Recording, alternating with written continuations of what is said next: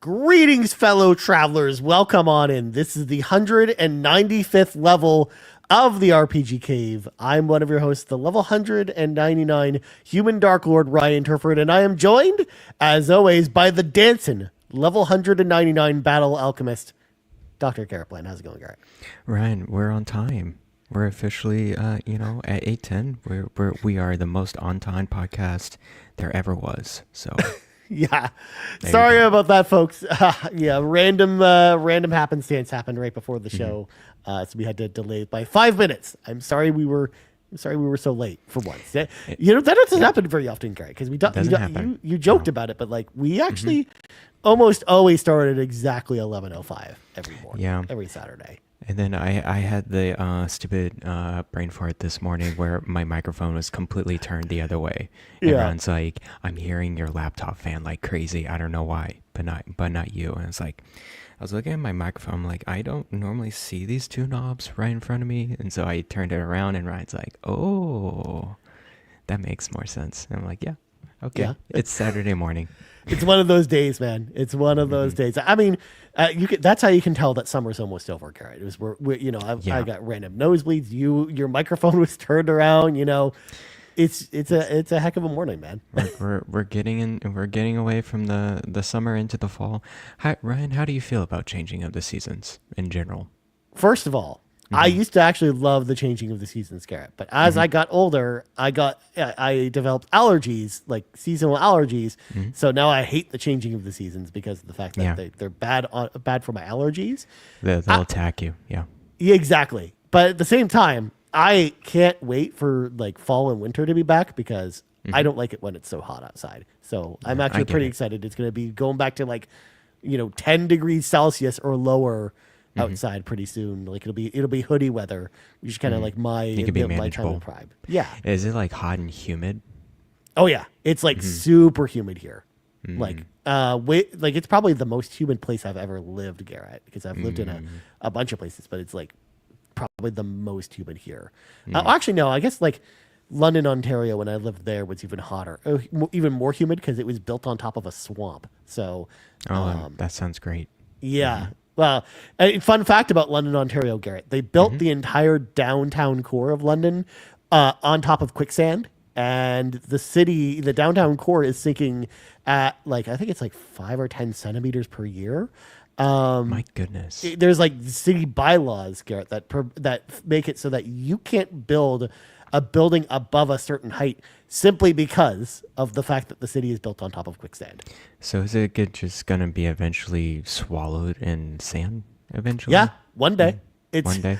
Or it won't be swallowed in sand, but it'll just be like underground. It'll be like when you'll see like in a movie or a video game where like there's like destroyed San Francisco after like the earthquake, and then they go into like the ruins, the underground ruins, and it's just the city of San Francisco underground. Are we going to see it in Horizon, the new Horizon game? We're going to go to London, Ontario. It's going to be underground sand dunes and depths. Is that what's going to happen? Okay. That's good. I mean, by like 2187, Garret, I would unless the city comes up with a really good solution by then, that's probably what's going to happen. So, but anyways. This is the RPG Cave where I swear sometimes we talk about role-playing games. Sometimes. So of course we should probably, clear out these mobs before we get to the raid boss as quickly as possible. So, of course, we have Garret, your pants episode went up this week. Yes, it did. I heard you learned about Trogdor for the first time. I had no idea what that was. Yeah. So, if you don't know, if you want to hear Garret's opinion about Trogdor, head on over to patreon.com/carpoolgaming, where you can go check out Garret's episode of the Pants Patreon podcast for Patrons Podcast. Of course, our weekly AMA show where we have a different Carpool Gaming host answer y'all's questions. And speaking of the Pants podcast, Bowser's episode will be up tomorrow. So I know people had a lot of questions for Bowser, so make sure to check that out on Patreon. And then the questions post from Monday, it has been confirmed. It is, in fact, the Mitchell Power will be next on the Pants Patreon podcast for Patrons podcast. So if you have questions from Mitchell Power. You can head on over to patreon.com/carpoolgaming. Monday morning at 9 a.m. The question post will be there. And you can go and ask Mitch all your Apex Legends questions or your Peak questions, or ask him about Trogdor. What does Mitch think about Trogdor? Who knows? Or the time zone changes in Arizona. I don't know. Who knows? It could be anything. So could be anything. Head on over there, patreon.com/carpoolgaming. Of course, we also have the Backtrackers, Garrett, which is our video game book club that happens in our Carpool Gaming Discord, which, by the way, if you're not part of the Discord already, it's free to join. Head on over to the link that is in the description of this podcast, because it's free to join. Come hang out with us. We do cool stuff over there. But the Backtrackers game for this month is Norco. And the discussion will be happening on September 6th at 8 a.m. Pacific or 11 a.m. Eastern time. So 5 minutes before this show happens. But head on over there. Go do that. Please be excited. Please be excited. Yep. Other than that, carpoolgaming.com has all your Carpool Gaming merch. So make sure to head on over there as well. Without further ado, though, Garrett, hit me with some things, my friend. Okay, let's talk about the weather today, Ryan. Excellent. I'm excited. Yes, we haven't done the weather in a little bit, so we got to get into this. Let me pull up. Let me just. Bing I was going to say I'm search. also pulling up my phone, Garrett, because I need to pull up the weather on my phone. Of course, it is right now 57 degrees Fahrenheit, partly sunny skies in my area, with a high of 67. Maybe a very small chance of rain later tomorrow morning, 6 a.m. Interesting. Yeah, the visibility is good, 9.9 miles, because everyone knows the distance in miles, so pretty excellent. Of course. The pressure is pretty good at 29.92 inches and rising. The air quality index, good, 39. That's good. Yeah, and the UV is always very high at 8 right now. It sometimes goes pretty high around here, so put some sunscreen on, but it's still partly sunny. You'll be good. Light jacket. That's basically every day. So there you go. That's what the weather's like today. That's some great weather, Garrett. Well, as for me here in Toronto, Ontario, Canada, Garrett, it is currently 24 degrees Celsius or 75 degrees Fahrenheit. I did. That's not bad. For you. That's not bad. It's going up to 26 today, which is about 80 degrees. Small chance of precipitation, but it's also going to be a very cloudy day today. The air quality is actually surprisingly good today. At a 2 out of 10 on the air quality scale. That's pretty good. It's been pretty bad though lately because of the wildfires. Yeah, that's what I hear. Yeah, like wildfire smoke has really made the air quality here like really bad. But the UV index is a 4 here. Okay? So also you got to put on a little bit of sunscreen here. But this is what you've been waiting for, Garrett. Humidity. No, give it to me. 68% humidity today. Which is actually lower than usual. Usually it's closer to like 80 to 100%. Why does mine says 96%? Oh, it's even more humid there, Garrett. No, I have to check this out. I don't know, people. Yeah. I guess it's 96, but maybe it's because of the dew point. I don't know. I don't know what's happening here. I don't know either. But Garrett, that is the local weather here in where I'm living as well. It's very exciting. I'm so glad you brought up weather and the things, Garrett. I appreciate you for that. We had to get really into detail here about it. Of course. So, point number 2. Ryan, did I explain my commute at all to work? I think you've told me you ride the BART, and I think I do. And there's 3 modes. There's 3 trips I need to go on. I need to take a bus. Okay. Local bus to the BART. The BART's the subway in San Francisco. I take from BART all the way to San Francisco, right next to the New York or the Nintendo store, and then I take a shuttle to go to work. That's my commute. They changed the schedules and the routes. Oh no! For both the BART and my local bus in my hometown. Yeah, because they're probably like under like the San Francisco transit system. Like they're both probably under the same company or whatever, right? Right. So now my bus, it takes another 15 to 20 minutes to get to the BART station because they added a whole different section. Oh my God. That is so wasteful. A complete waste of time. It goes on the other side of our place. Yeah. before it gets to the BART station. Is there like people that it's supposed to pick up over there, and it just there's bus stops there. It's like kind of a redundancy because there's another bus that goes over there too, and people don't really understand why this is happening. Yeah. Maybe they're going to cut that other bus at one point, or like maybe change their route. Like maybe. I think it might be like preparation measures for like changing another bus route.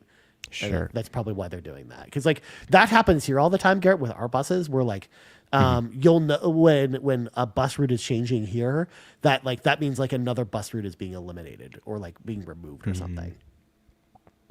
Yeah, I called them up.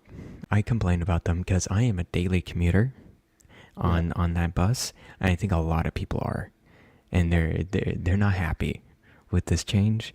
And I'm actually going to a different bus now because of it. I'm going because it's a shorter amount of time, but I have to walk another, I don't know, 5 to 7 minutes. But even if you have to walk that little extra, but it's probably well worth it in the end. It depends. It depends on how often the bus comes. Oh, interesting. So everything's a wild card with the buses these days. The BART, now every time I go back from work, it doesn't align so much with my shuttle schedule. Yeah. And so I have to wait another 5 minutes at the BART station as well. So, yeah. Is that going to be better when you move? Because I know like you're going to be moving soon. Yeah, I'm only moving like really like it's like a 2-minute walk from this so place. You're not moving very far. It's the same exact commute. Yeah. Because that was really important when I moved, Garrett, was like making my commute as simple as possible. So it's like, I specifically moved to like an area of town where it's like, all right, all I have to do is walk to the train station, and then it's one train, and then I walk from there to the office. Like, like having a really short commute, or is like a less of an annoying commute as possible, is definitely something I strive for. Because like when I first moved here, Garrett, it was like I was taking 2 buses and then the subway every day, and if they didn't line up, I was waiting around for a while. Like it was a pain in the butt. So I totally get that from your perspective, Garrett. Like how much of a pain that is. On the upside, I'm able to play my 3DS just a little bit more on my commute. So I play a little bit more Bravely Default on my commute. Still not even halfway through. This game is really hard. Well, it's not like really hard. It's just so grindy. Are you at the same section you were at before? I am at the same section. I figured out which jobs to like go with for that particular section because there's a lot of monsters that have high physical defense. So I'm choosing jobs that at least what's the Arcanist or something like that, the latest job that I grabbed invokes Doom on the monsters. Right. And so they just die in 4 turns. So that's what I've been doing, grinding it out. It's just a lot of grinding, actually. Yeah. More than anything. So that's always been one of my biggest complaints with that game, Garrett, is it gets very grindy towards the end. But, yeah. And like even it actually gets even worse in like what happens after where you should I bump down the difficulty just to see if I can just trudge it through? I mean, that's up to you, Garrett. Like I am never the type of person that has shame about doing that, where I'm like, if it makes the game more fun to me, I will always just bump down the difficulty. It's just slow. It's not like anything's like super difficult. It's just, that's what I mean. It's not hard. It takes a long amount of time. You're just like trudging through sand by the sounds of it, right? Like, yeah, basically. It's one of the reasons why like I hate like hard modes in certain games, because certain games just make it so like the only thing that's harder is that the enemies have double the health, and it's just like, well, I'm just sitting there just. All right, it's not hard. I'm just pouring bullets into this dude's head for 5 minutes, which just isn't fun for me. Yeah, basically. So I may just bump down the difficulty to see if I can. Yeah, just quicker pace. And you can always bump it back up if you want to. Like that's not a big deal. Sounds good. Yeah. All right. Thing number 3. It's my mother's birthday today, so Aww. I gotta give her a call. I gotta wish her a happy birthday. Yeah, that's pretty much it. Happy birthday, Mama Garrett. We appreciate Happy birthday. Happy birthday. So, nice. There you go.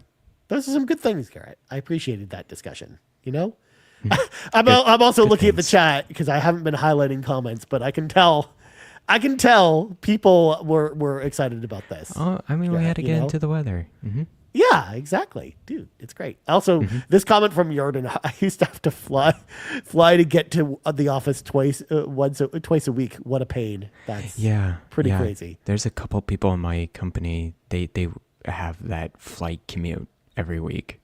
I'm just like, okay. I mean, if you're a high enough position, and you're needing to be somewhere else with your family, and then coming into the office, that makes sense. Yeah. And they have like a local place, like a rental or something. But I couldn't imagine doing that all the time. Nice. Mm-hmm. Yeah. But anyways, moving on, Garrett.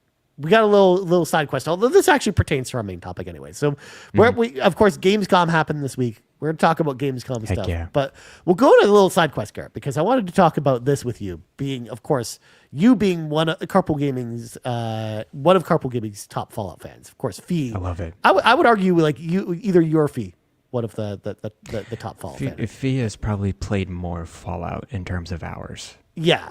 Probably. I think so too. But so at Gamescom, Garrett, we got the unveiling of Fallout Season 2, the first trailer, coming out December 17th. I wanted to talk about it with you, but first of all, because we did like a full discussion on Season 1. I think that's on Patreon is where we did that. But we also talked about it a little bit on this show before as well. So I wanted to talk about Season 2. Are we excited about Season 2? Because like I watched that trailer, Garrett, and I was like, that looks really awesome. I can't wait for Season 2. No, it's gonna be really good. I love the connection to New Vegas. It sounds like they're really gonna get into the backstory, the lore behind. Well, yeah, we get to see like pre-war New Vegas, which is unheard of. Like, I can't wait to see because they did a pretty good job with the first season, expanding the pre-war era of Fallout. And I'm sure New Vegas is like another huge step towards that. Yeah, especially because in the games, like one of the things we liked about the Fallout TV show was like in the games we never really got to see the pre-war stuff, other than like the beginning of Fallout 4, but that was like very briefly. But otherwise, we really didn't get to see a lot of that. So it was cool that they finally started to like show us, other than like journal entries, what like pre-war Fallout was actually like. So I like that we're getting more of that, even as for someone like me who like I still haven't played New Vegas, Garrett, but I'm like, seeing just just from the trailer, it actually gets me really excited to kind of learn more about even pre-war New Vegas, and just I think it's just a really good setting for the show. Actually, you see a lot of cameos in the trailer. That's like in the video game. You see the. I forgot her name. What's the main character's name? Lucy. Lucy, yeah. She's up in the dinosaur kind of statue or tower or whatever, and that's in the game. Okay. You see plenty of other settings. Of course, Mr. House. Yeah. Oh my God. We had it in the first season as well, but he was like briefly there. I love that we're gonna get like more Mr. House, like to learn more about this character. I think that's really cool. I think because we saw some like Wastelanders in the trailer, and I thought I spotted Caesar or Kaisar in the trailer as well. So I think we might see him in the show in some way. I don't actually know what happens to him in Fallout New Vegas. I only know about him because of the Magic the Gathering crossover with Fallout, Garrett, because there was an entire deck centered around Caesar. What's great about Fallout New Vegas is that you really changed the outcome of the game, which faction you go with, just like with 4, I guess. And so you can side with Caesar and take over New Vegas. Okay. With Caesar, if you want to. Interesting. So he might not be dead in certain people's games, and they're like treating it like maybe this is a treatment where like the player didn't kill him. Like that was maybe the choice they kind of used for like the canon version of it. Or it's before. It could be before New Vegas occurs. Yeah, it could be like a flashback or something. Not a flashback, but just like the timeline of the show itself. It's before New Vegas took place. Actually, I think that's no, I don't think so, right? Because because they gave us the timeline in season 1, and I thought it was after. I thought it happened after Fallout 4. Oh, okay. Yeah, like it was because they had like no, you're because right. remember they were in the that one vault, and they went to like the whiteboard that showed like the timeline there, and like it. You're right. Yeah. So we It's know it 15 happens after years Fallout 4. after the events of Fallout New Vegas. So Yeah, because remember at the end of season 1, like they show New Vegas and it's like a wreck. Like it's like a destroyed version of New Vegas. you should. Oh man, that's a good video game, Ryan. I should play it. If only they did like a re-release or some other way I can play it on a modern platform besides having to stream it through PlayStation Plus. You can play on PC. Yeah, I don't want to play on PC. I understand. I could, but I don't want to play on. Well, actually, no. There were a lot of games at Gamescom that actually made me want to play some like PC only games on PC. So I'm like, maybe that is an option. I don't know. I just don't like sitting at my desk and playing games, Garrett. I understand. Yeah, no, it's kind of crazy for a PlayStation gamer. You cannot really play Fallout New Vegas without, as you said, streaming PS3. Yeah. You can stream the PS3 version versus through PlayStation Plus, which does not look great. But that's terrible. It's an option. At least like they've done a really good job with like improving the latency. Like I think actually the latency is even better than what you see on Project X Cloud actually. So I'm not worried about the latency. I'm worried about the version. Yeah, well, there's that too. Well, it'll be whatever the newest version of New Vegas is. So, so you don't have a Series S? Actually, I thought you did. No, I have a Series X still. I just don't actually own Fallout New Vegas, and I don't have Game Pass. Okay. So I'd have to buy it, but that is an option too. But yeah. Either way, I love that we saw. I got a first look at Deathclaw in the trailer because a lot of people were like legit wanted a Deathclaw in the first season, and we didn't get it. So we're finally getting like a Deathclaw here as well. Dude, like there was so much imagery that got me really excited for Fall Season 2. So I think we'll definitely have to do like a deep dive on it again. For sure. When Season 2 comes out. So it comes out this December 17th. So just in time for the holidays, we're going back to the wasteland, essentially, which is going to be a lot of fun. In fact, hold on. I'm checking my calendar really quick. Does that mean... there's gonna be an episode on Christmas Eve for that show, Garrett. Just exciting. Love it. Spend the Christmas holidays watching Fallout Season 2. There you go. I mean, that's the perfect time. I would just be playing the games right alongside it. Yeah, exactly. Fallout New Vegas, a new playthrough. Oh man, that would be so nice. Yeah. Let's do it. Oh my god. Anyways, Garrett, it is now time for us to jump into Gamescom Primary because we have to read from the sacred text. No. Oh, because I can't see. Says in the chat, I need to watch or find a new overview of Gamescom. Well, guess what? I can't see. Our topic today is, in fact, the RPGs of Gamescom 2025. I went ahead and gathered all of the RPG news specifically that I could gather from Gamescom. And we're going to talk about it here today, even though I don't know if all these kind of appeal to us, but I wanted us to talk about them. We even have some impressions about one of the games that was at Gamescom, which we'll talk about towards the end as well. I will also mention as well that there was a ton of news at Gamescom that wasn't RPG related.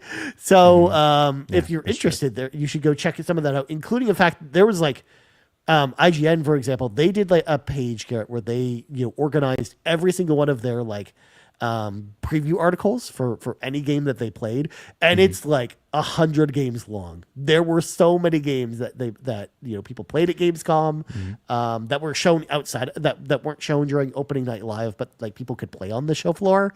So if people are interested, there's lots of stuff out there to go read if you're interested in kind of previews of some of these games.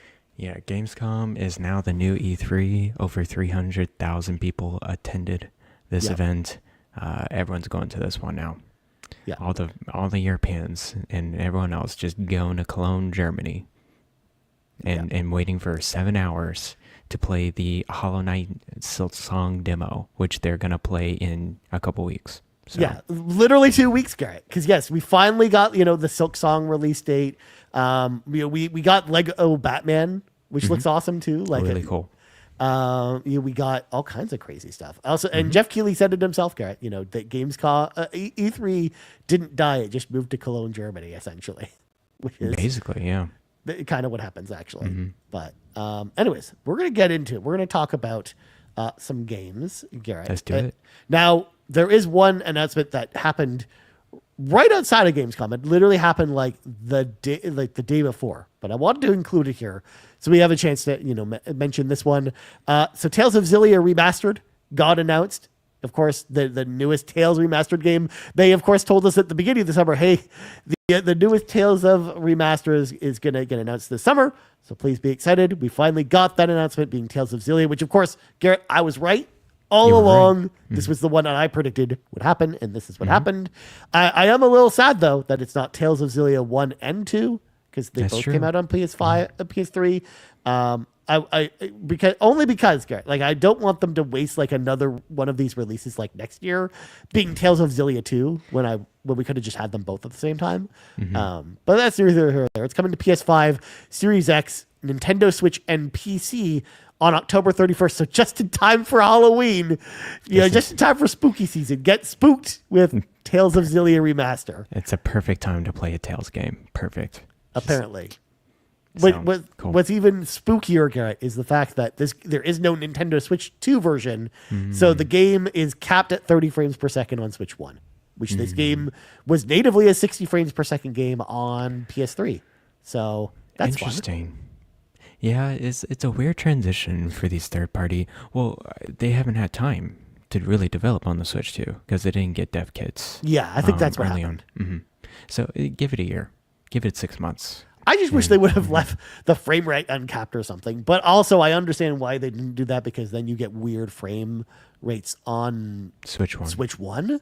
So it makes it less desirable for Switch 1 users. But yeah, you're right. Like, maybe they'll do like a Switch 2 version at some point. I mean, Bandai Namco has been doing a lot of Switch 2 games. So maybe we do something like that. But yeah, that's interesting. Either way, this is a release I'm really excited for. I love Tales of Xillia. I think it's actually one of the better Tales games. It's got a great story. It's interesting because you actually get to play you get to choose one of two characters to play as when you start the game, and the story and where you go in the game actually changes a little bit depending on which character you pick, because they both become part of your party, but one of them essentially becomes like the lead character.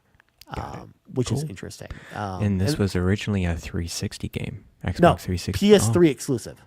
Oh, I thought it was an Xbox 360. Oh. No. This one was exclusive to PS3. In fact, most of the Tales games of that generation, Garrett, were exclusive to PS3, except for Tales of Vesperia, which was an Xbox 360 exclusive. Oh, Vesperia was the one that was 360 exclusive. Okay. And it came to PS3 in Japan only, and they didn't do a North American release of the PS3 version. But this also kind of highlights an interesting trend with these Tales remasters, Garrett, because every single one of them they've done, and I didn't realize this until thinking about this a little bit, with Tales of Xillia being announced. Every single one of them has been of a remaster of a PS3 Tales game. So the version that they used for the remaster of Vesperia was the PS3 version. The version of Tales of Symphonia that they used for the remaster was the PS3 version. Tales of Xillia and Tales of Graces F were both PS3 exclusive. So they haven't done a Tales remaster outside of the PS3 era, which is... Why is that the case? I think it was just... When you think about, games to port, I think it's just that it's a lot easier, I think, to port the PS3 era games. Like, I think they might have a smooth pipeline set up for some of those games to crank them up pretty quickly. So interesting, because PS3 was an oddball, if I recall, of like running games on PS3. It was very specific compared to other platforms. It actually makes me wonder, Garrett, and this is something we've heard a lot about from other developers, and maybe this is the same at Bandai Namco, but maybe they don't have the source code for some of those older Tales games, and whereas the PS3 ones, they would have learned to actually keep the source code around for porting those games, but maybe they don't have the source code for some of the older Tales games, like Tales of Legendia on PS2.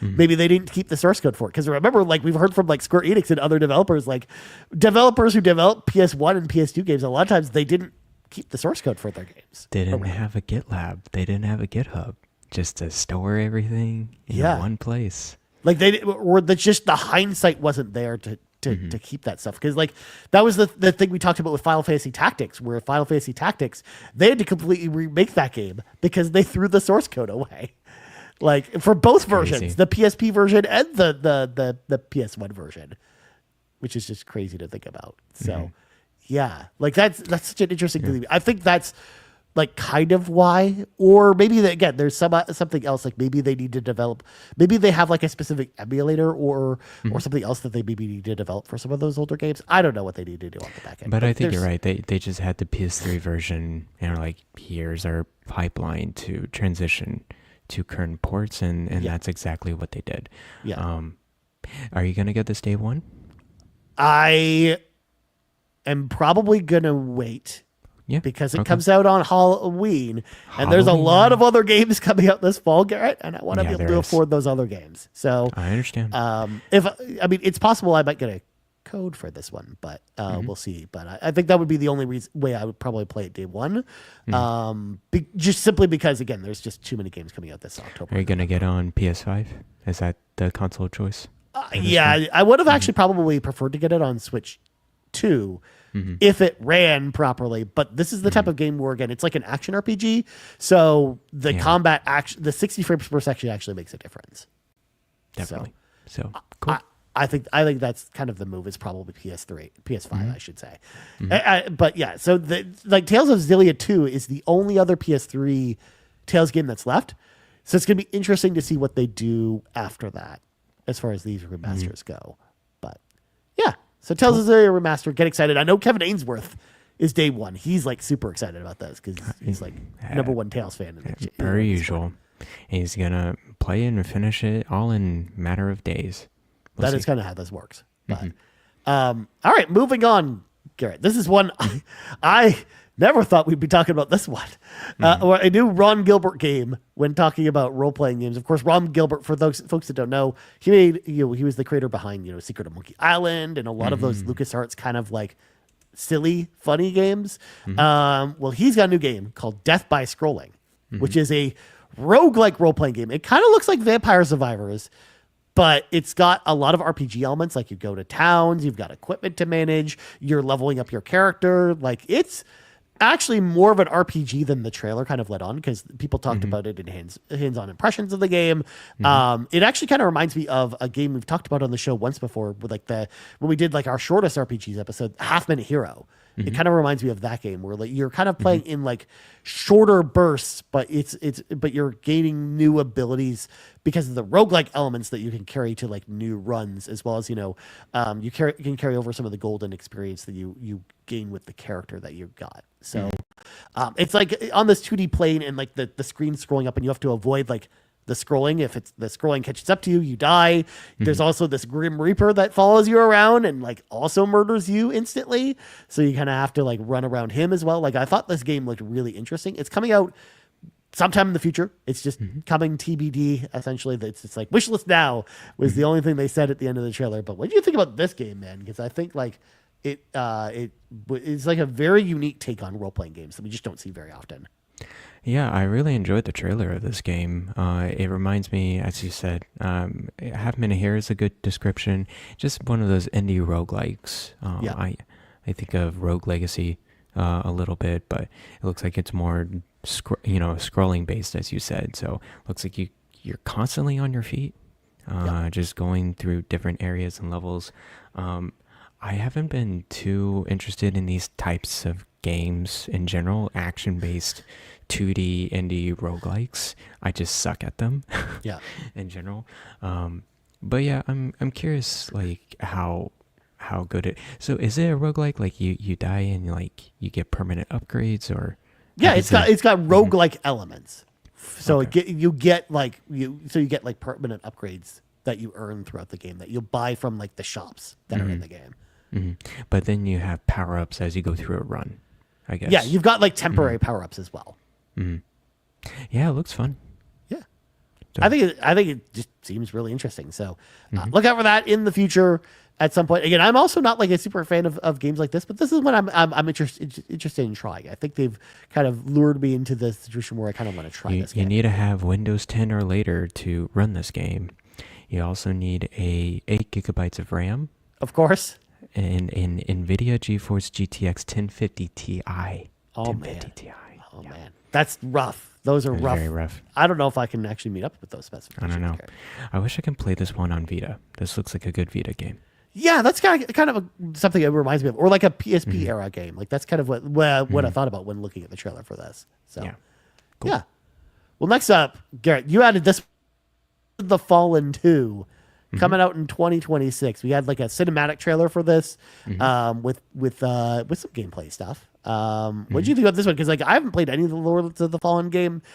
They're not really my jam, or I should say, because they're like they seem very like Dark Soulsy. So that's not something I'm into. But what do you think about Lords of the Fallen 2, Garrett?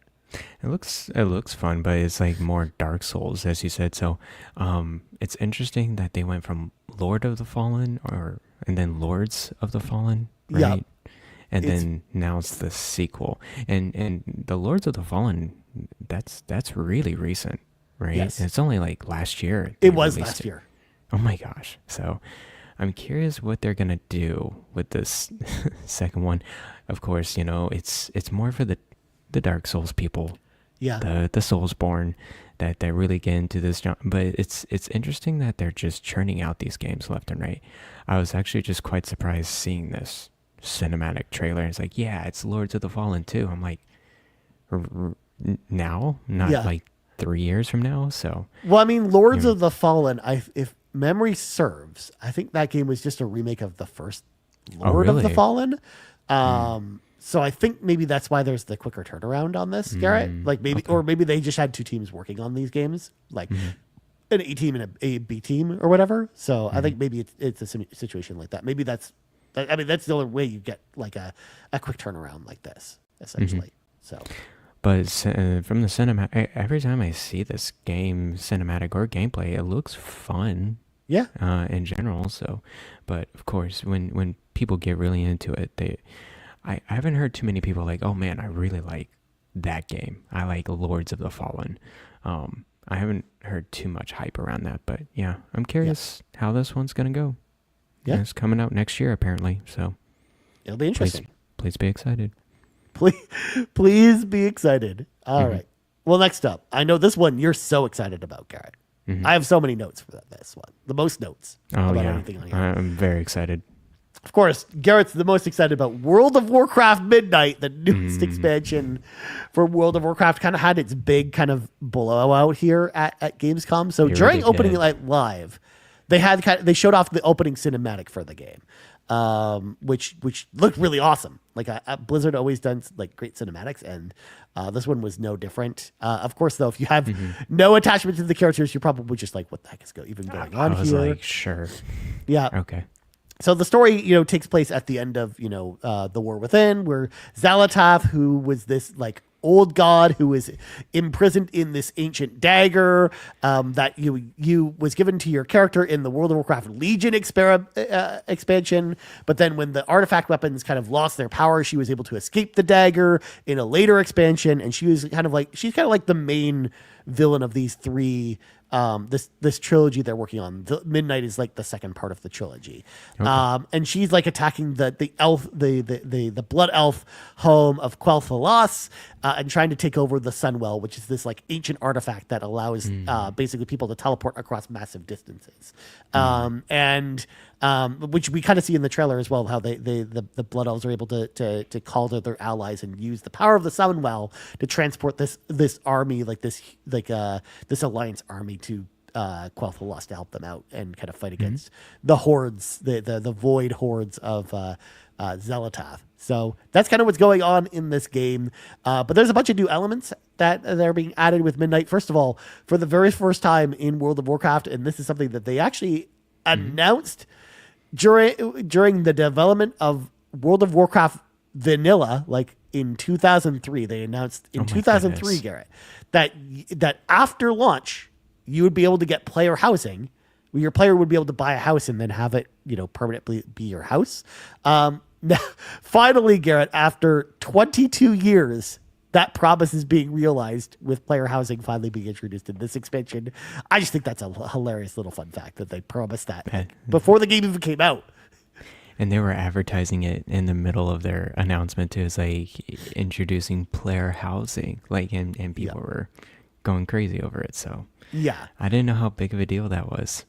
It's a bigger deal in other MMOs, and it's something people have wanted in World of Warcraft for a while. Because again, like in Final Fantasy 14, Garrett, as an example, like you can buy a house in that game, and there's like different size of homes depending on how much gold you want to spend, and then you can totally customize the house. You can change the wallpaper, you can change the furnishings, you can totally customize it to kind of be your own kind of like play space, especially.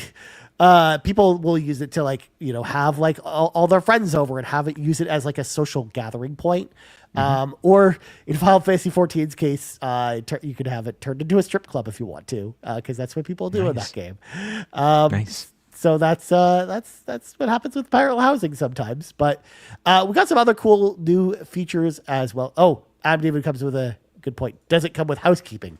Does not come with housekeeping. No, it doesn't. There's no housekeeping lady that just shows up and says, housekeeping. Nope, nothing like that. No. I'm afraid. But we also got some new kind of bullet points because there was a gameplay overview trailer that they released that talked about the other gameplay announcements, such as Demon Hunters finally getting their third specialization. It's called Devourer. Demon Hunters have been the only class in the game that has not had a third specialization. They've only been able to do one of two things. So them having a third spec is actually a big deal because it catches them up with all the other classes in the game. The game itself takes place in Quel'Thalas, which was a location that you visit in the Burning Crusade. Now they've kind of redone the zone, and there's a bunch of different other places you go to. But that's kind of like the main kind of place that you're kind of building out from, which makes sense with the story. There's a new feature called Prey, which I don't think they talk too much about. But I'm guessing it's going to be like bounty hunting missions of some kind. There's also a new allied race that you could be called the Herenar, which are kind of like the mix between trolls and elves. Like if trolls and elves had babies, that's what they would look like. Like they have like elf ears, but they have like troll faces. It's really interesting. Weird. They look really weird, but I kind of want to play as one. And of course, comes out in 2026, which of course I think wrecks some people's fantasy critics because of the fact that it was supposed to come out this year. Especially, I'm looking at you, Awesome Dave, because Awesome Dave got doubly wrecked by fantasy critic because he had Midnight as his DLC pick, and he also counterpicked Silksong. So this weekend was not good for Awesome Dave. Set up dang, that's rough. Yeah, I didn't realize Midnight was set for this year. But yeah, when I saw this announcement, like 2026, definitely. Ryan, good for the WoW fans to get a continued support into 2026. It looks like you said it's a trilogy, so I'm sure there's going to be another expansion. There's still one more for sure. It's kind of like, and because this expansion or this trilogy is meant to kind of be like the Avengers Endgame kind of thing, where it's basically wrapping up a ton of storylines from World of Warcraft's story going all the way back to vanilla WoW, where this is kind of meant to be like the end of the story, or at least the end of like the main kind of story that's been building since 2004. And then if there's more support after that, then they'll continue to do expansions, but that's also the point, Garrett, where I think they actually have a little off-ramp for themselves that they've built in, where if the next expansion, they want to just leave things there and not do any more expansions for World of Warcraft, they definitely can argue that, hey, we don't want to do any more World of Warcraft expansions. Maybe we make a WoW 2, or maybe we work on literally anything else at Blizzard. Like I think they've built themselves a situation where they can finally opt out of World of Warcraft if they want to, without making the players feel bad. I think it should be getting to that point, right? Because it's been, as you said, 22 years now. I'm imagining the third expansion will be 2027 or 2028.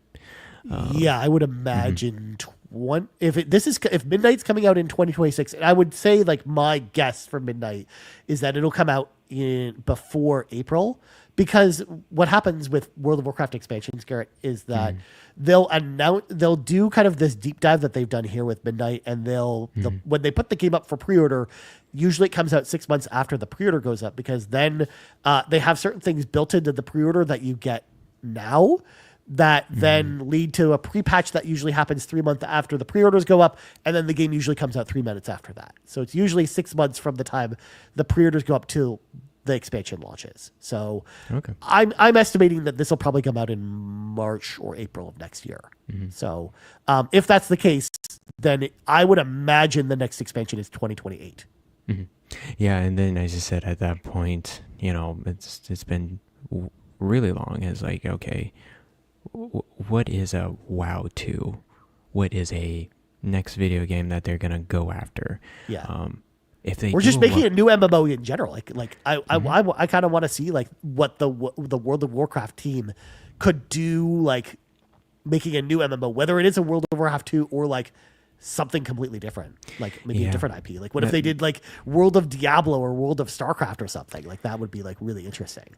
I mean, that's some good dreaming, but Xbox kind of really cut ZeniMax Online pretty quick on that new MMO, and I think they're just realizing MMOs, investing in a new MMO is expensive. In during these times, high risk, because you are facing now the Fortnites, the action shooters, you're facing these time spenders that used to be on MMOs.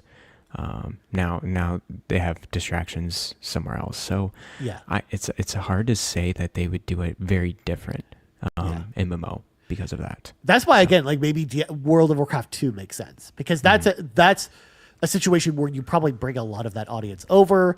And there's currently like 8 or 9 million people still subscribing to WoW every month. It's crazy. So I would imagine like if they do like a World of Warcraft 2 as an example, like I think they could bring a lot of people over that way. Yeah, they can transition over. I would hope that Xbox has a mindset of like consolidating their platforms. Blizzard's nice, but the Blizzard platform is a mess. Yeah. The PC platform itself.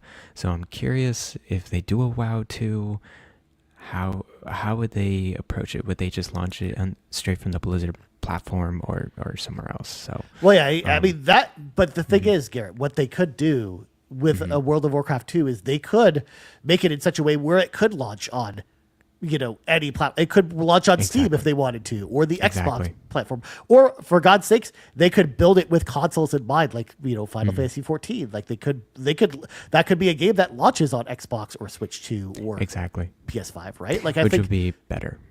Yeah, like because they can't really. I know a lot of people want like a console version of current World of Warcraft, but I think the way the game's developed, I think it would be too hard for them to do that. But a WoW 2, I think they could explore that space and bring that game to a much larger audience than they even have now. So like that. So I think that's kind of what the future of World of Warcraft is kind of moving into, especially after this final expansion that's coming up. Because again, I have a feeling in my gut that that'll be the last World of Warcraft original expansion. I'm starting to get that sense, which I think is a good thing for the game to kind of move on from that. Yeah. Cool. Sounds good. Well, speaking of games that we didn't know or didn't think were ever going to come out, Garrett. Right. This next one's interesting. It's Vampire the Masquerade Bloodlines 2, Garrett. My goodness. The game that's been in development for forever finally has a release date. It's coming out on October 21st. And we learned some fun facts about this game, Garrett, because people were a little upset about this one. So first of all, there's Vampire the Masquerade, for those that haven't played it. It's kind of like an immersive sim role-playing game, similar to like something like Deus Ex, or BioShock, but way more RPG than something like BioShock is. And Vampire the Masquerade 2 kind of looks like it's going in that direction, although I think it's going to be a little more action focused and a little less RPG-ish than its predecessor. But the whole point of the game is actually like choosing one of these factions, these 4 factions, and there's multiple different classes for your character to be that give you different vampire powers because you play as a vampire in these games. But they decided to lock some of these behind the $100 version of the game. That's crazy. Which is not good. It's different from a lot of like pre-order bonuses or season pass content that you see in a lot of games, where it's you kind of have these one-off levels or you have these side stories and stuff. No, these are like core parts of the gameplay that are locked behind this $100 version of the game, which is an interesting choice for this one. Yeah, if they were gonna do this, they should have just advertised it as a season pass or something like that, because advertising like, oh, if you get the $100 version, you unlock all these classes right now. It's like, at least hold off the other classes until like a couple months later and call it a season pass. I think that would probably be way better for you. I think so too. I think it would have been. I think it would have gone over way better with the people that were excited about this game, Garrett, if they did like the season pass model with this, with this, like to unlock these extra classes and stuff like that. But to have it locked behind a specific version of the game, like especially if you can't buy that version physically, so people who buy it physically are just locked out of it because there's no digital upgrade for it. So there's no digital upgrade either. As of right now, no. They might add one later. This is such a mess, and I'm curious if this is a Paradox decision or a developer Chinese room situation, because it seems more publisher based, but we'll see. At the same time, Garrett, even though there's that negative backlash with it, people who played the game apparently said it was pretty fun. So I looked at the trailer and it seems pretty good. It seems like you're a first person vampire. And you're slashing monsters left and right with claws and special powers. And it looks fun. It's more like an action RPG than like the first one, right? Yeah, that's what I mentioned. It's more of an action RPG and kind of moving in that direction versus the first game. But it still has it still sounds like it has a lot of the RPG elements. You still have you're leveling up your character. You're getting vampire skills. You've got equipment and stuff like that. Like it's very much a vampire role playing game. It's just but it's just you're right. It's a little more action focused. It kind of reminds me of like Mass Effect 2 in that way. Yep. Cool. Sounds good. People who are gonna grab it, curious of what you think of this game, because this one has been around the ringer, in development side. So I wonder how they'll tie the bow. Maybe it'll be like Dead Island 2, where it's actually really good. So cool. Anyways, either way, like I hope that this game is good because again, people have been waiting for this one forever, and I know like. This one has been kind of in development for forever, so I think it would be like a really good story if this turned out to actually be like a really good game. And not only that too, we just don't get a lot of games like this. So that's true. I'm actually excited to actually see the reviews for this one when it comes out. There's like Vampire is another one. I know there's another vampire RPG coming up. Rights of the Dawnwalker, I think it's called. Right. Which also was at Gamescom and also had very positive impressions as well. That one looks really cool, and that's coming from ex-Witcher devs. So really cool. Before we move forward, Ryan, I do want to mention Crimson Desert being announced as delayed to 2026. Due to business decisions or whatever. And I was like, okay, yeah, great. Wait on your game. That sucks for my fantasy critic though, because I picked it. It was locked as a counter pick. I couldn't change it. I had GTA 6, Ryan, and Crimson Desert on my list, and they were both locked. And so 0 points for me. But, Ryan, I'm still way in the lead. I'm curious if Jan32 or Rebecca catches up with me. Those are the two. You got to watch out for that Jan32. Jan32 is also doing really well in like the Carpool League, too. Yeah. Well, Jan32 has his own podcast all about fantasy critics, so... he's really into it. He's got Hollow Knight Silk Song in his pick as well. I'm curious how close he's going to get after that review score. So, I don't know. Whereas I had the only locked game I have is the Marvel.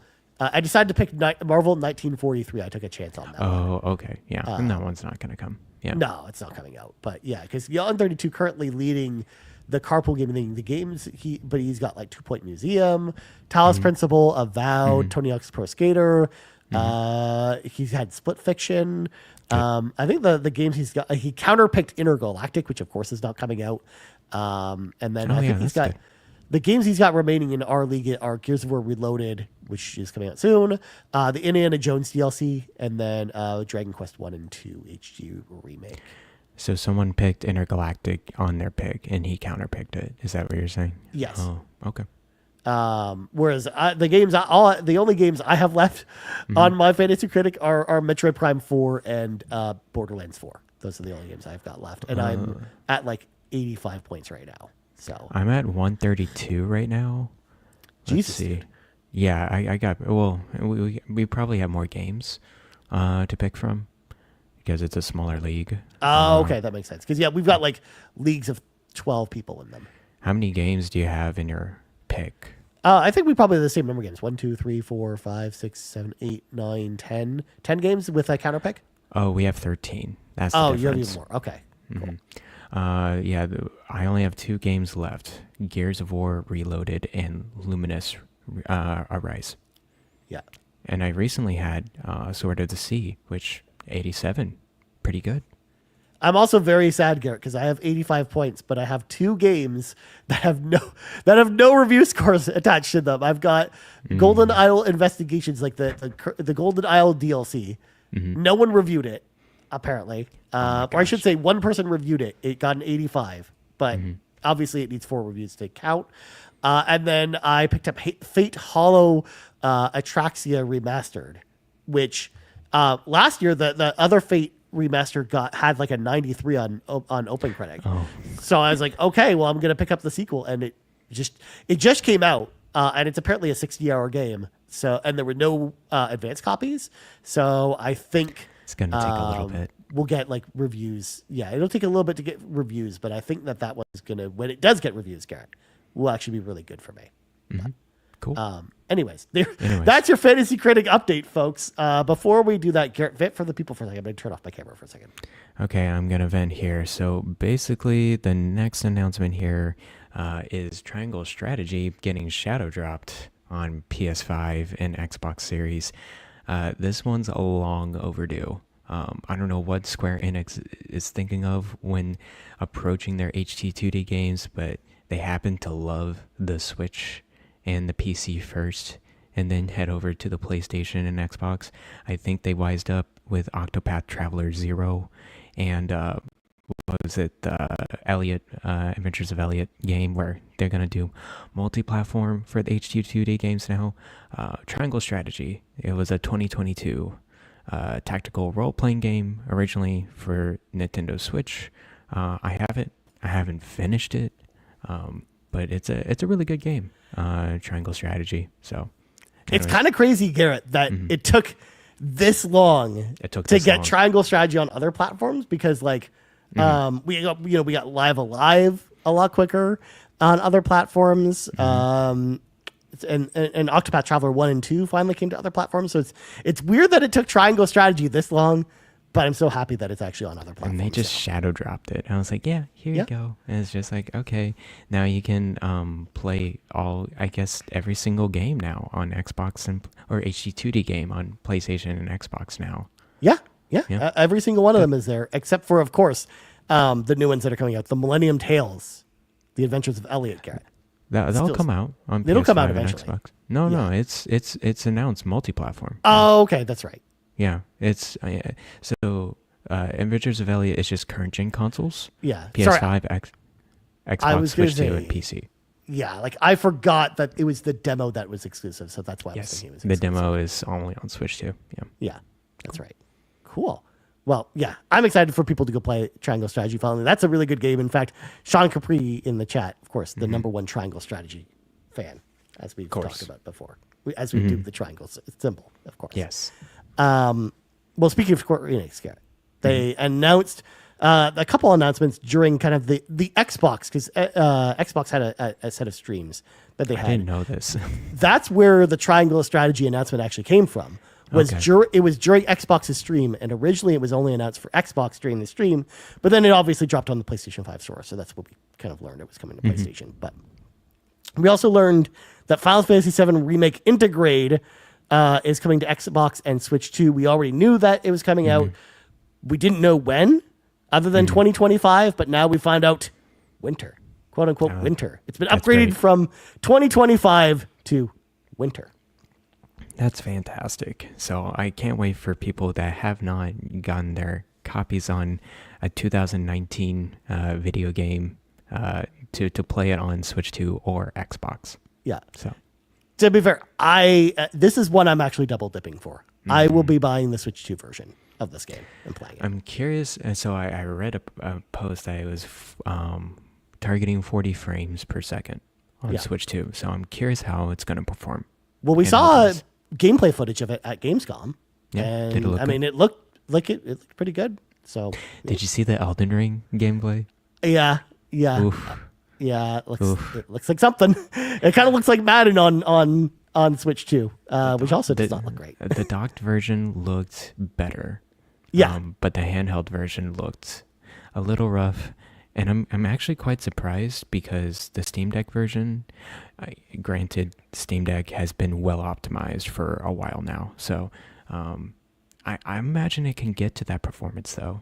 Yeah. I imagine it can be 40 frames and run pretty nice. So yeah, I'm hopeful for the Elden Ring, the Tarnished Edition. Of course, everyone pulled out the joke. It's like, yeah, it's because it's called the Tarnished Edition. I mean, hardy. Look, if people know anything about Elden Ring, it doesn't run great on any platform it's on. So as far as I'm concerned, it's just like, this is no different. I kind of expected this because From Software just does not optimize their games well on a lot of platforms. That's true. Like, I mean, don't you remember, Garrett, when Elden Ring came out, people were playing the the PS4 version on PS5 on PS5 because it ran better. Like, isn't that insane? That's just that's crazy. That's what I mean. I think they just aren't really great at that. And Seth brings up a good point in the chat. They've got a lot of time to optimize it further, and I think it'll run better with like the full version of the game. But I still think that's a game even where like it's still not going to run great. But I think that's just FromSoft. Like you just expect that. Real quick, I want to touch on I Can't See's comment in the chat. What about Bravely Default games coming down the platforms? I think that is one that they kind of keep on Switch too, or just Switch. Yeah, they're not gonna bring those over. I think. I think they did those on purpose. Like Bravely Default as a series is a Switch series, or is series. it?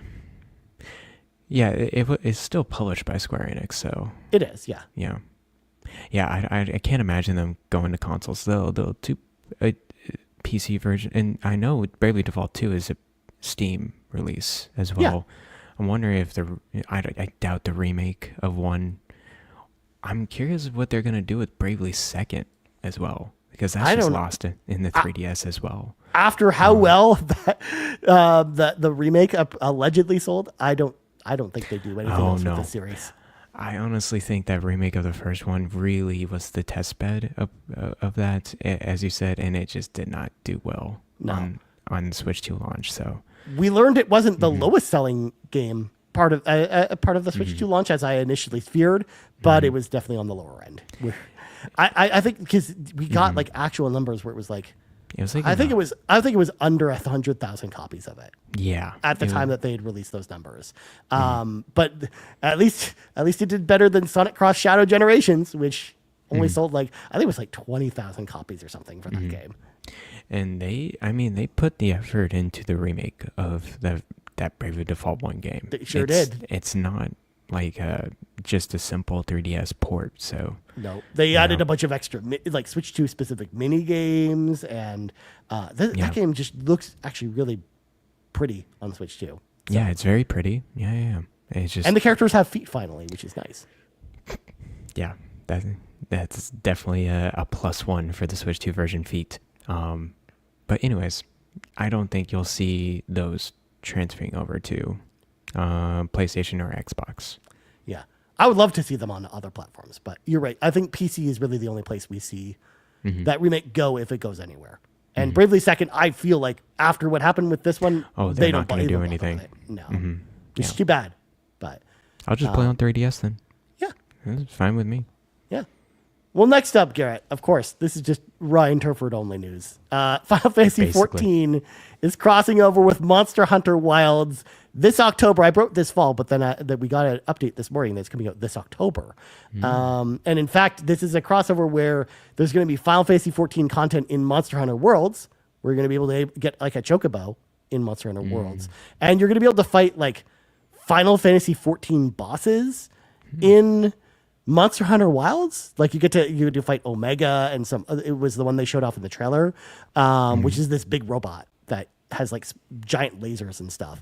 So it's gonna be really interesting to see how that fight goes out in Monster Hunter.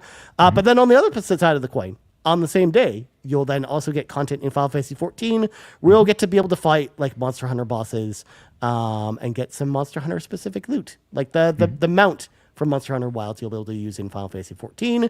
And this is a crossover they've done before because they did this with Monster Hunter, the other one. Monster Hunter World? Or Monster Hunter World, yes. Yes. They did a crossover with that where you fought Rathlos is one of the bosses that's still around. You can still fight Rathlos now.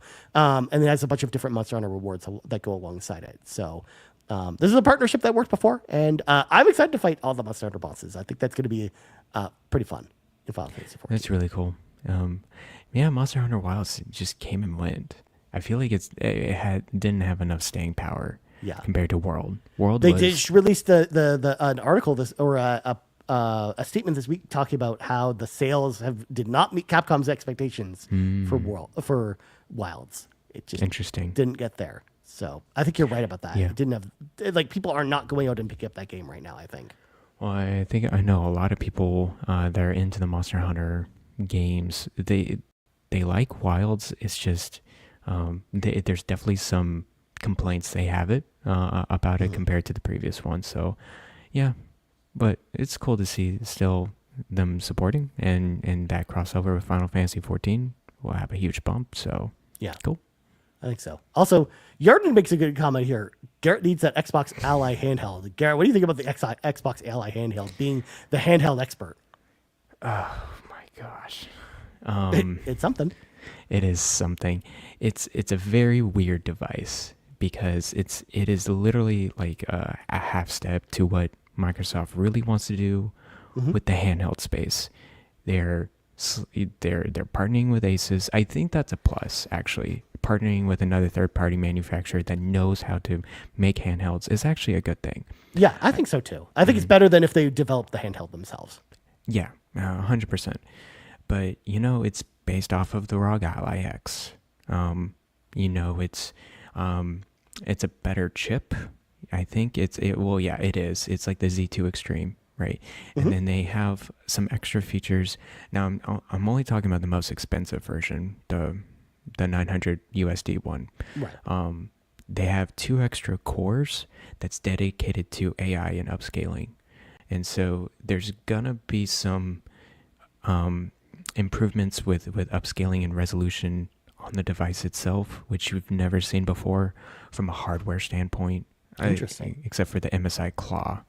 The form factor wise, the controller looks comfortable. That's a good thing. But it looks like a deep dish plate slapped on either side. What they literally did is like, here's a huge battery. Yeah. Here's a huge fan to cool this thing off. And let's slap some controllers on the side. I think they're realizing comfortability and away from ventilation is more important than weight itself and bulkiness. Because a lot of people actually, at least for me, I play it locally. I like play it in the house around here. I don't normally take my Steam Deck with me like on travel or unless I'm going on a trip or something like that. A lot of people will bring like a smaller console like a Switch 2 or 3DS in your case, Garrett. Yeah. Software wise, they're really pushing this Xbox verification program. They're trying to transition to the Xbox app itself. Yeah. I I still think it's a half measure. I don't like the Xbox app at all on the PC. I think it's one of the more shameful things that Microsoft has done is the design and the optimization of the Xbox app. They could have made that so much better. Instead, it is what it is. So I'm curious how that's going to evolve as well. Overall, it's too expensive. It's definitely a product that Microsoft shouldn't expect to sell a lot of. It's more of a test bed of the enthusiasts and get their feedback on the next iteration. The 500 USD one, the ROG Xbox Ally, don't get it.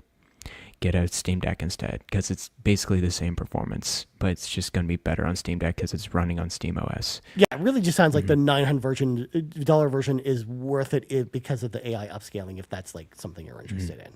Yeah, and if you're curious about the Xbox integration verification program with the games, if you're curious about what Xbox is going to do, yeah, get the $900 one. But it's like, hey, I'm trying to get the handheld space. What should I get? It's like, well, the one thing I would suggest is a Switch 2. That's the first thing I would suggest. Second thing I would suggest is a Steam Deck OLED. And you can get both of those with the price of one ROG Xbox Ally X. So of course. Or, I mean, you could just save up your money and then wait for the Steam Deck 2 to eventually be announced, which will probably have that on it. Yeah, I don't think Steam Deck 2 will be... I think it could be announced next year. Yeah. I think it's a 2027, end of 2026, 2027 release. Interesting. I thought it was probably like next year or the following year. But. Yeah, I think I would have to look into the specs again of what the chipset is. I think it's Zen 5 or Zen 6 chipset for that one.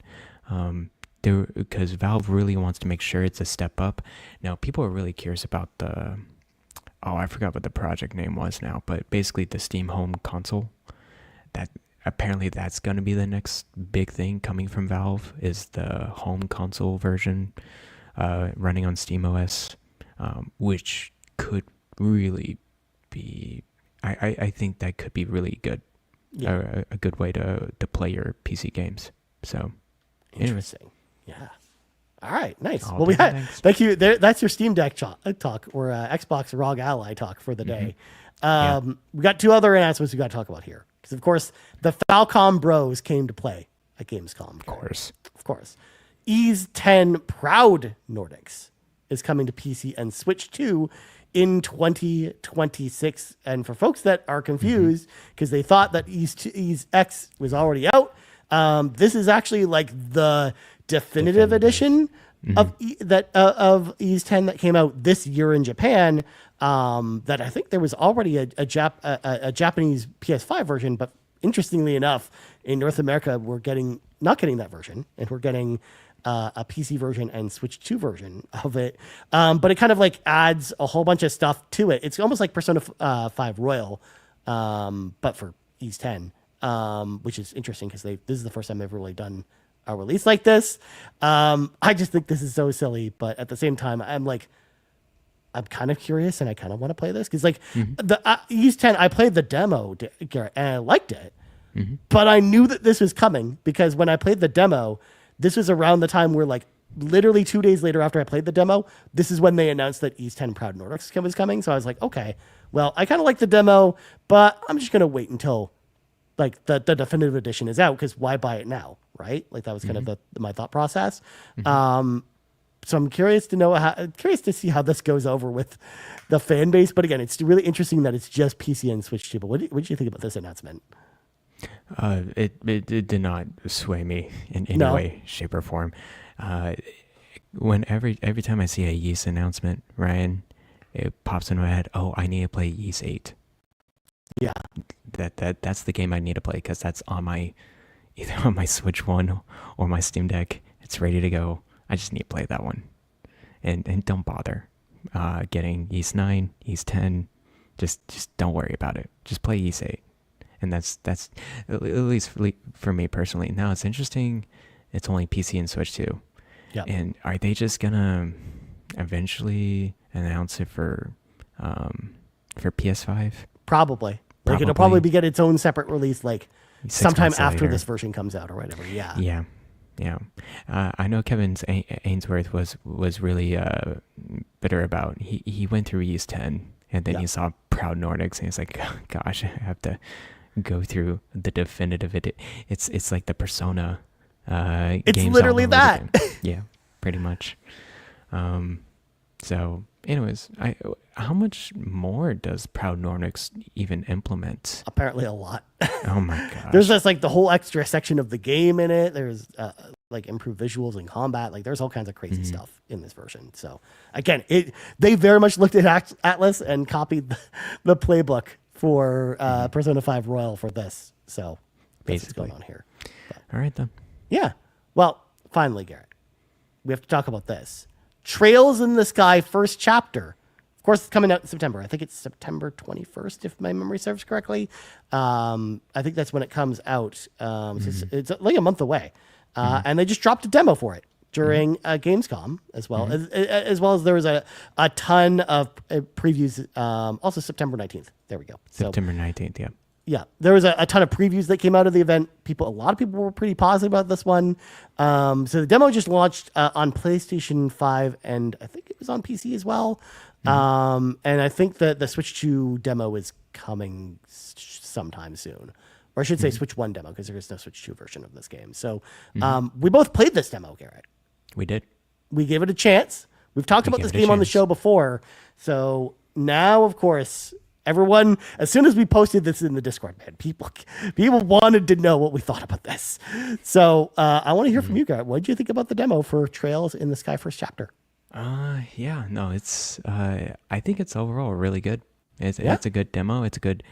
It feels like a fresh introduction to this Trails series. I felt like when I was like playing even Trails of Cold Steel, it's like I'm in kind of in the middle of this whole mess of a world, where this one, you start out with a small town, 2 people, and you kind of like go in between the 2 characters. It definitely from simple beginnings and then kind of work your way up, which is like, okay, that's nice. What I is definitely like a lot of dialogue. It's very JRPG, very visual novel. And it's like, okay, and it's just kind of expected with this, Japanese dialogue. You just go over and over and over, like a lot Although of text. thankfully, Garrett, there's a lot of voiced dialogue in this game. A lot of voice dialogue, which is nice. Yeah. So it cuts down on the reading. Like you don't have to read as much, which is nice. I typically read and then just fast forward the voice because I just want to. I just want to move it along. Combat. You want to talk, I want to talk about combat a little bit more because I think it's pretty unique. Yeah. In fact, it kind of reminds me of another game I played last year. It kind of reminds me of Metaphor in a way. It really does. Where you've got the action RPG combat, Garrett. You're fighting enemies on the open field. You can then switch anytime to the tactical, like turn-based combat, the tactical turn-based combat plays just any other Trails game. Like it's very similar, where it shows you like the turn order.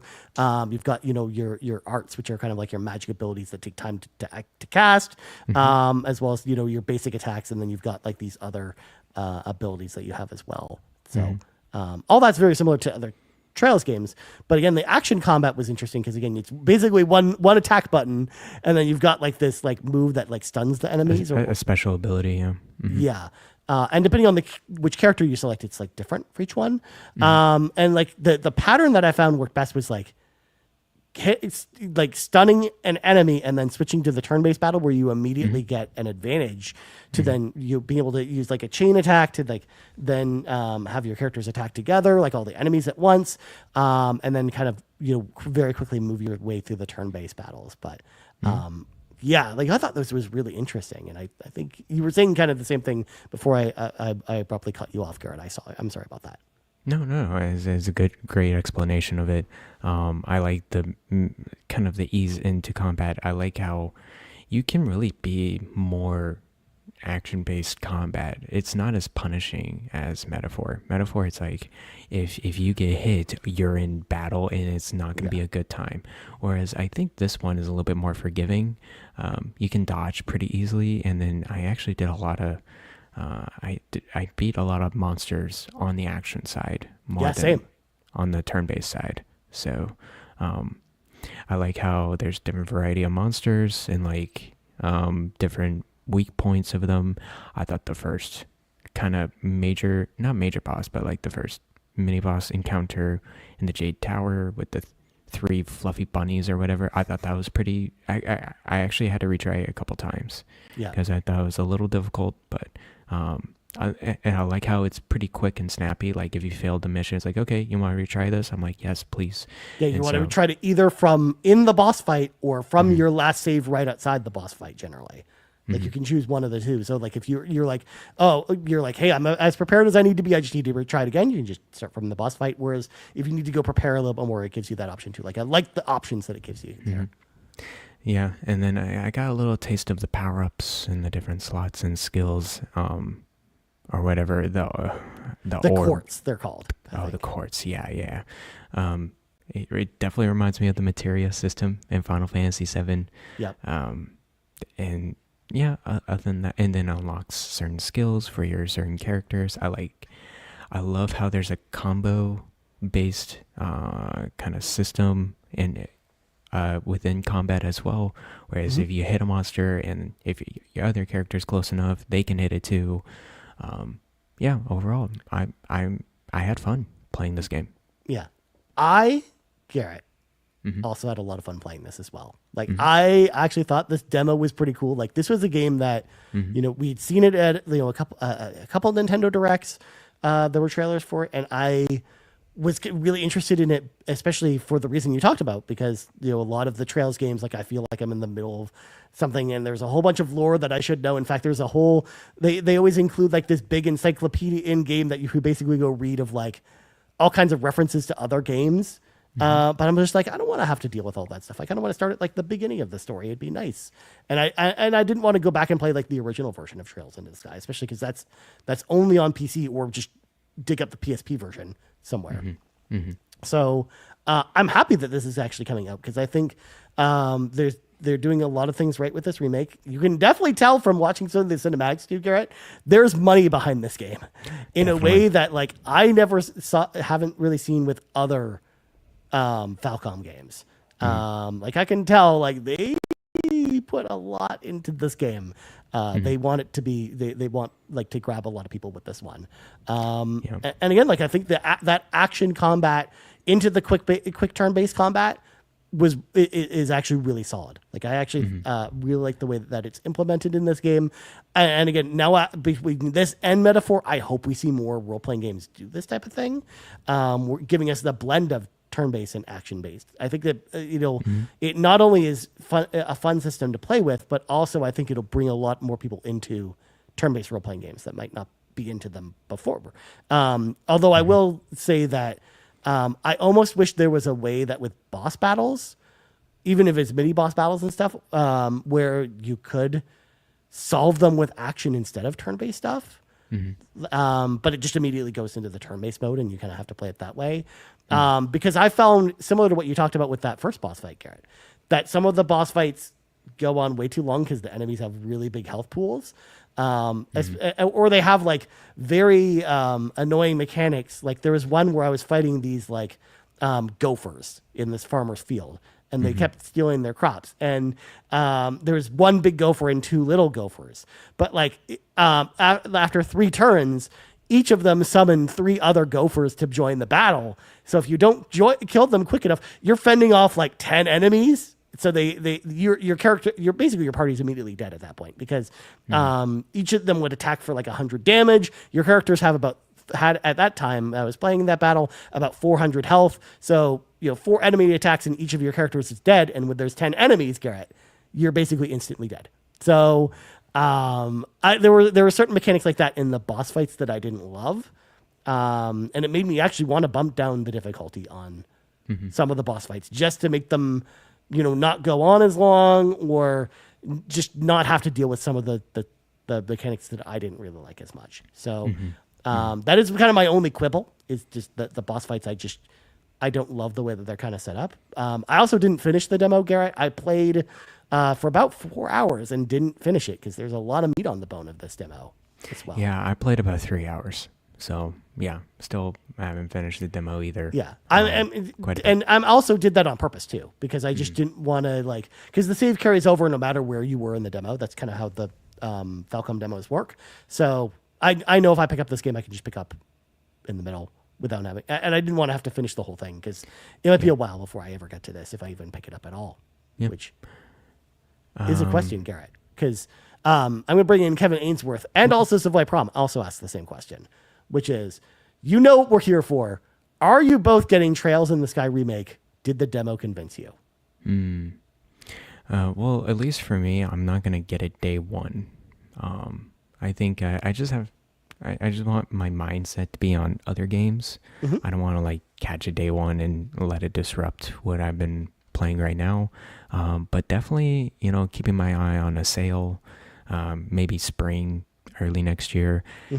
Ryan, it plays really good on Steam Deck. I was actually quite surprised how well it played. 40 frames, good battery life.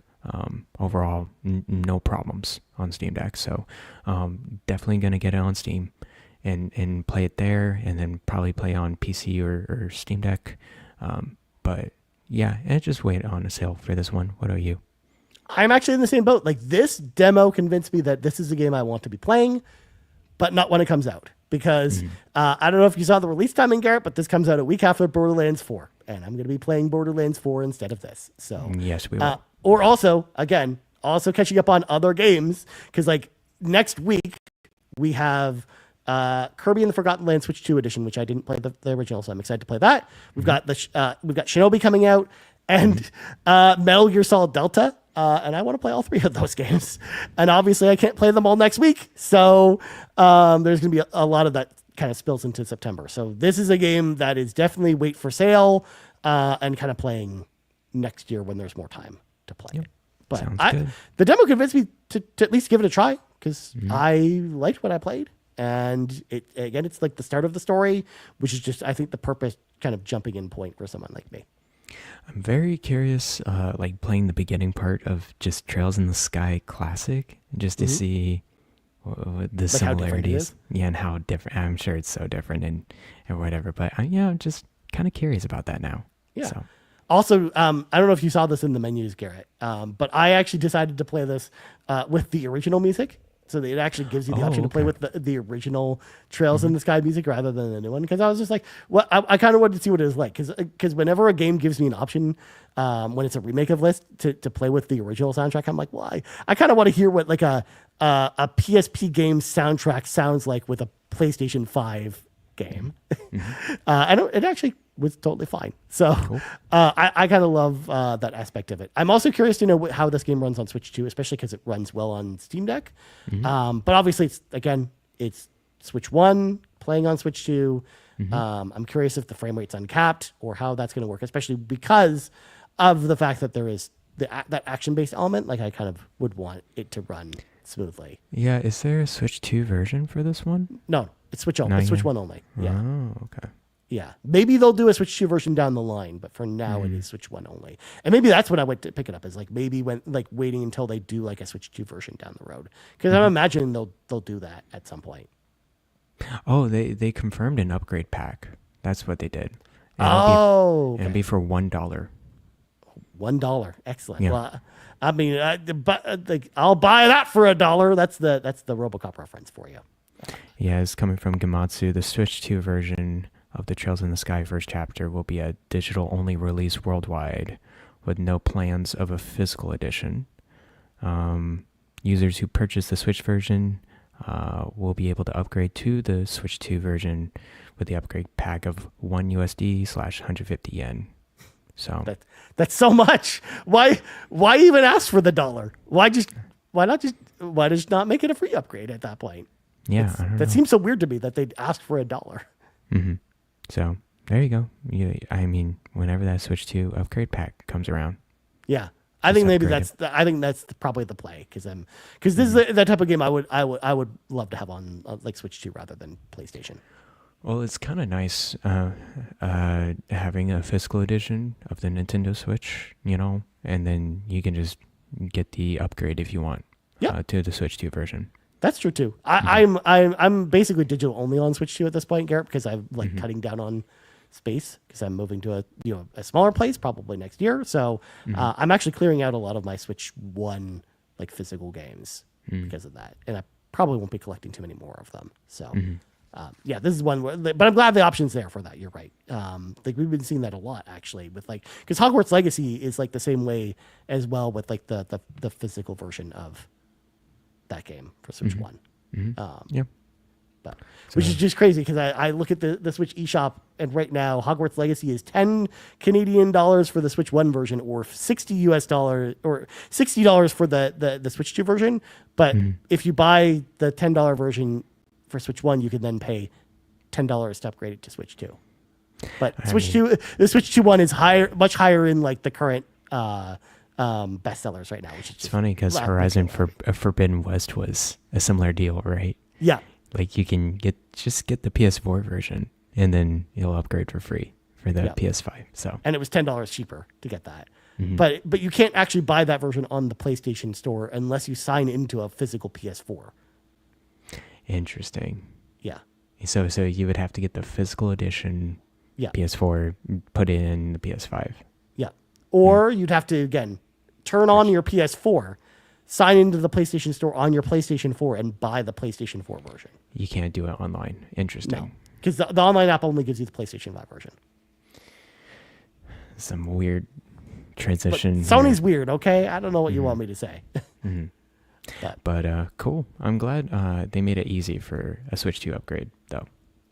Yeah, no, actually, like, upgrading Switch 2 games has actually been, like, really nice and easy. In fact, like, when you go to the game page, it actually doesn't it'll even give you, like, a little thing on the side where it's, like, buy the game, and then underneath it'll say upgrade pack, and then there's a button for the upgrade pack, actually, for each of the games. Oh, that's nice. Yeah. Cool.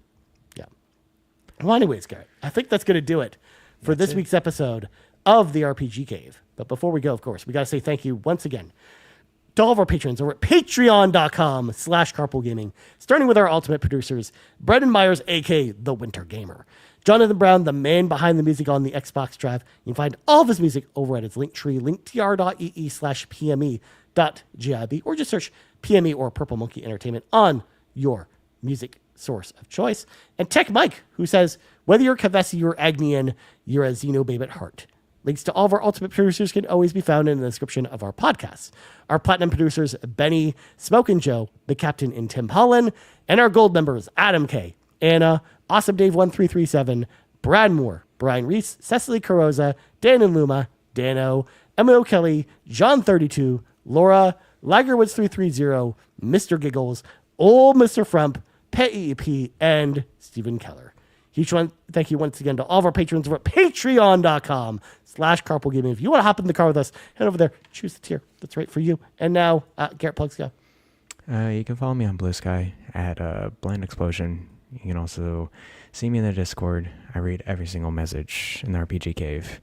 Yes, even use Avoid Prime, advertising space.com/entertainment. I don't even... It's a good website. I don't know what you want.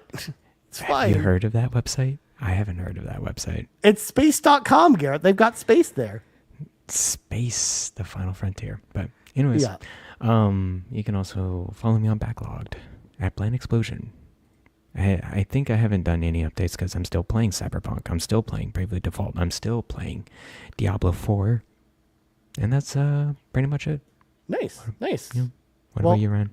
As for me, you can always find me in the Discord at Ryan Turford. I don't read all the messages. I'm just going to tell you right now. I don't read anything. I try, but I don't.